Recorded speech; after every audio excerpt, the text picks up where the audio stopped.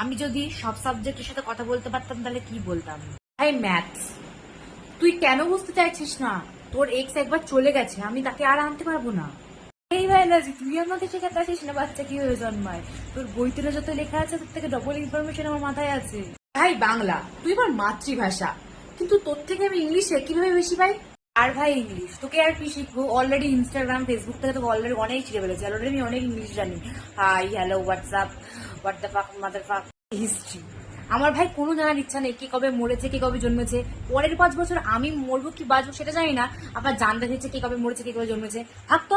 আর geography তোরে ভাই কি বলবো, ভাই সূর্য গোল পৃথিবী গোল, তোর কি ভাই? তুই থাক না তোর মতো। হিস্ট্রি তুমি একটা কথা বল ভাই, জলকে জল বলতে পারিস না, H2O, হাওয়াকে হাওয়া বলতে পারিস না, oxygen, carbon die oxide, carbon monoxide, ভাই নাইট্রোজেন, এসব কি ভাই? তোদের ওখানে যেগুলোকে অ্যালকোহল বলে আমাদের এখানে ভাই বাংলা বলে, বাংলা। ফিজিক্স, কোনো জিনিসকে ওপর থেকে নিচে ফেললে সেটা তো নিচেই পড়ে, তার জন্য ভাই এত ফর্মুলা কোথার থেকে আসে?